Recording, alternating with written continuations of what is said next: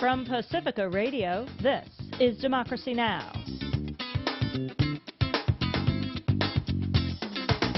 As a massive Medicare bill nears Senate passage, we host a debate on the industry-backed measure. Who will reap the rewards from the energy and Medicare bills? We'll take a look at reports of how billions in tax benefits will go to Bush backers. Will Congress's efforts end spam on the internet also erode First Amendment rights? And we're joined by Counterpunch's Alexander Cockburn in our studio. Our book's about many things, Amy, but it comes down to this. In Israel, the former heads of the Secret Service, the Security Service, Shin Bet, criticize Sharon and say he's a disaster for Israel. If you say that in this country, you can be accused of being an anti-Semite. All that and more coming up.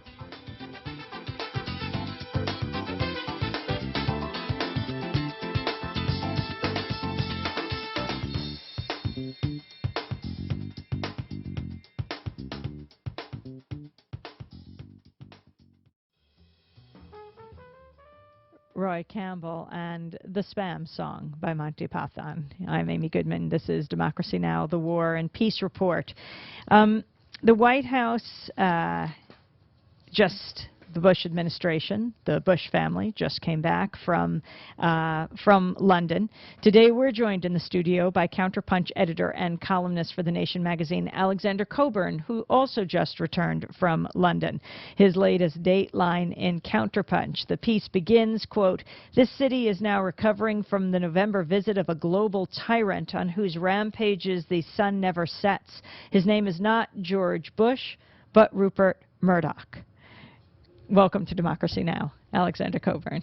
Hi, Amy. How are you? Good. So talk a little more about Rupert Murdoch and his trip. Oh, Murdoch went to, well, of course, he's the most powerful news mogul in the world. He has vast properties in Australia, the United States, Fox, of course, and in Britain, and also in the People's Republic of China, who anytime I look at O'Reilly thundering at people about democracy, just remember that Fox spends a lot of its time licking the boots of the butchers of Tiananmen Square. That's what they do. And Murdoch was in London to briefly announce, he was there to squash a revolt by stockholders in one of his companies who said that their interests weren't being attended to. And also to announce that in the next election, he might support the Conservatives rather than the Blair government. And then he made an amazing statement. He said, he uses the royal we quite a lot. We don't like the possible threat to our sovereignty by the provisions of the European Union. And The Guardian pointed out that this is rather odd use of we, since Murdoch has adopted American citizenship quite a while ago, actually in the interest of commercial gain, as The Guardian pointed out. He's a world citizen. He's a world pirate, of course, and a complete monster. Can you talk more about his relationship with China? Yeah, because he has a satellite service there, and he got the satellite service by licking the boots of the Chinese leadership.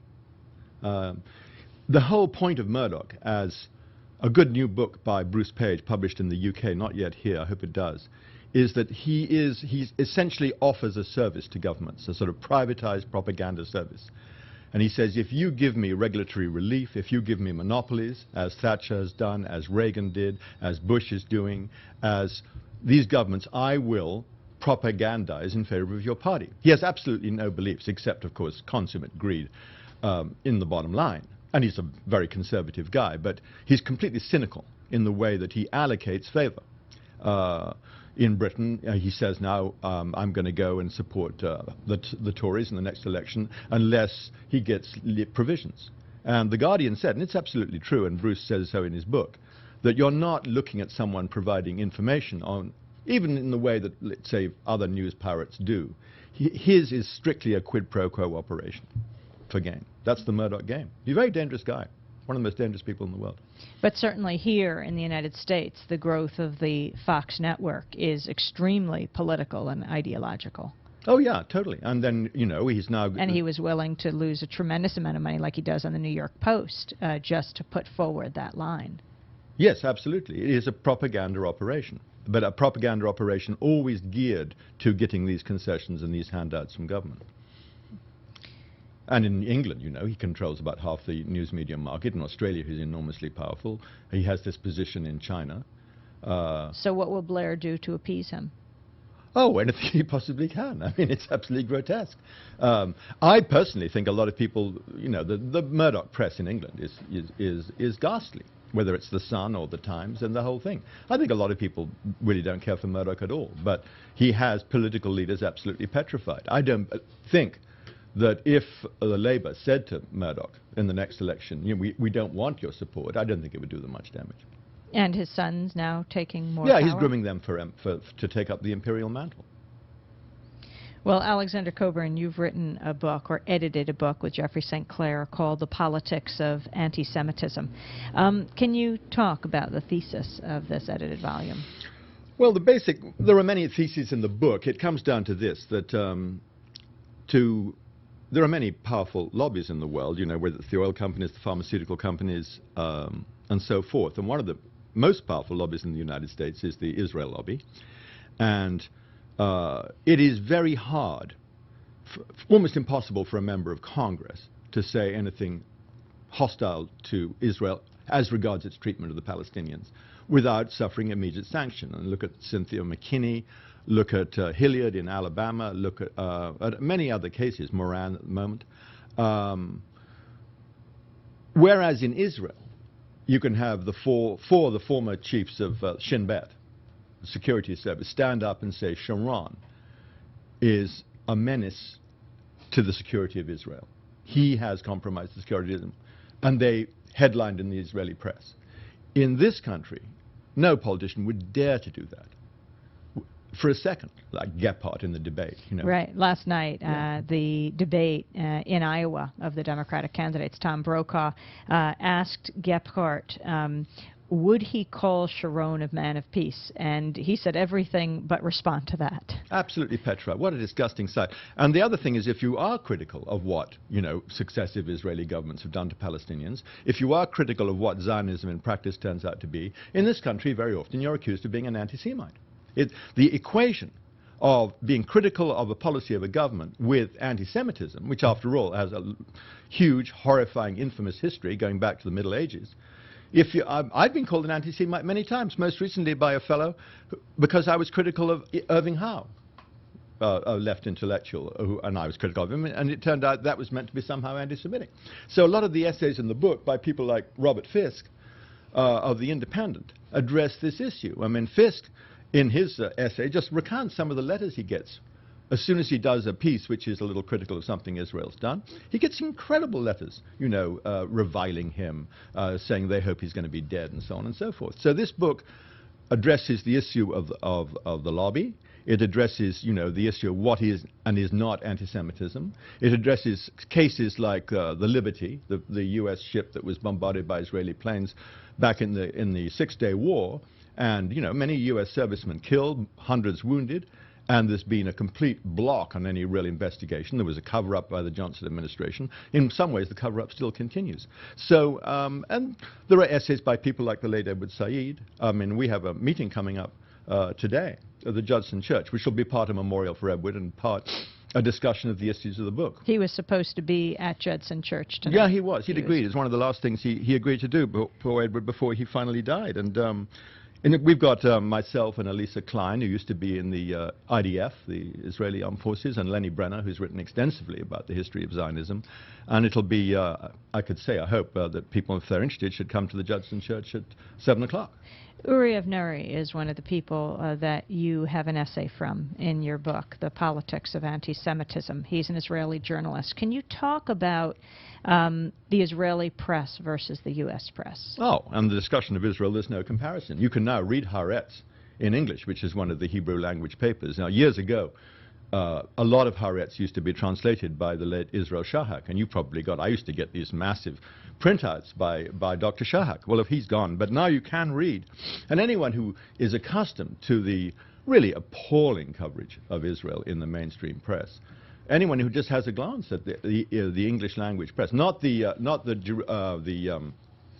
Jerusalem Telegraph, which is owned by Conrad Black, who is now in trouble with his stockholders, they charge him with using money for his own purposes that they should have had as a stock issue. But Yediot Ahronot, Haaretz, and other papers, discuss frankly what's going on. There are wonderful Israeli reporters like Gideon Levy who describe what's happening in the territories. You never see a word of this in the mainstream press in America. Amira Haas as well. Yeah, exactly. And so we have, I think, two or three contributors from Israel who give good descriptions and what's really going on. And we discuss this whole business of what is suppressed in the press here.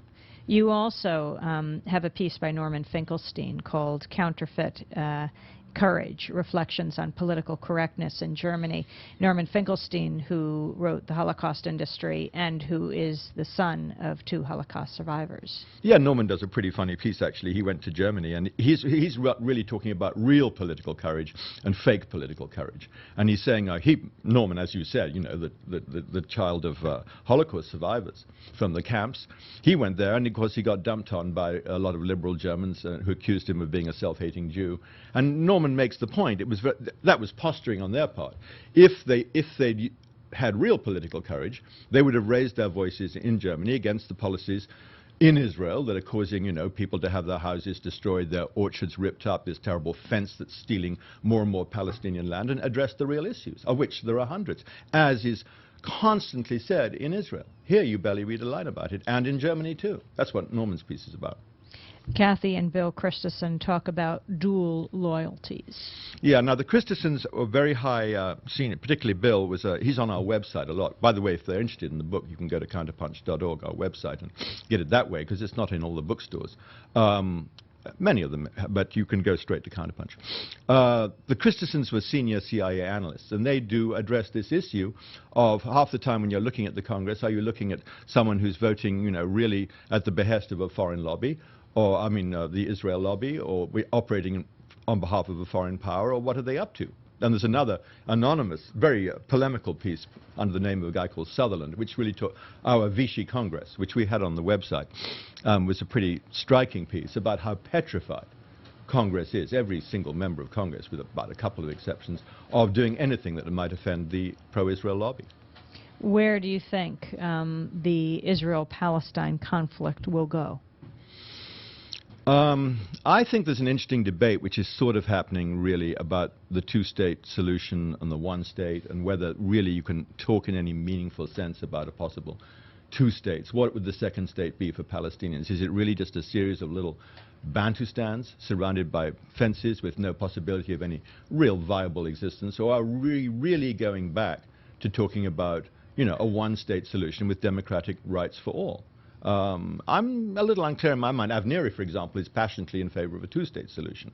The late Edward Said and others in the book would really say, no, one state is what we're talking about. That's looking in the long term. Here, you're just looking at, the overwhelming power of the lobby. But I think, increasingly because of, non-established media, such as yours or Counterpunch or the Net, you can now get a lot more about the situation in Israel than you could 10 years ago. There's much more open conversation. I began at the Village Voice in the 1970s when, Golda Meir was widely and respectfully quoted, former Prime Minister of Israel, as saying there are no Palestinians. And if you opened your mouth, if you even had a little bleat about Palestinian rights, you were called an anti-Semite right away. So the situation hasn't got better for Palestinians, I don't believe. But I think the debate here has got better. And I think this book, is an important book. Without patting ourselves too much on the back, because it does raise these issues in a temperate, interesting, and intelligent way. But there are not many books like this. Finally, going broad to the 2004 election and President Bush, where do you see things developing? Oh, well, I think Bush is toast, probably. I tend to think that a Democrat... He's just started spending some of the massive amounts of money he has raised running ads in Iowa right now. Yeah, I know. I find it hard to imagine that Bush will win, and I think someone like Dean will probably get it. I personally still believe there's a real role for a third-party candidate, whether it be Nader or someone, because on so many of the issues, there's unanimity. Corporate America, on the drug industry, on the media industry, on Israel, you name it, there is an iron ceiling. And someone like Nader has to be there to challenge the outside. But if you're going to say who do I think will win, I think a Democrat will win. I don't know what difference it'll make. That's a different question.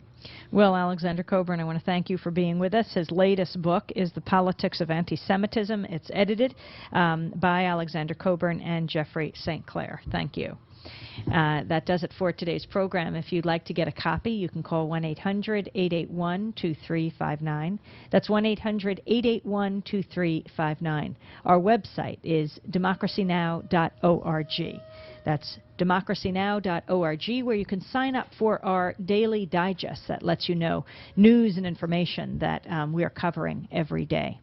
Democracy Now! Is produced by Mike Burke, Sharif Abdel-Qadoos, Anna Noguera, Elizabeth Press, Jeremy Scahill, Purvesh Sharma, also Angela Alston, Orlando Richards, Simba Russo, Johnny Sender, Rich Kim, John Randolph, Chris Zucker, Karen Ranucci, Dennis Moynihan, Eric Ramemu, Jenny Filipazzo, Isis Phillips, Carmen Mitchell.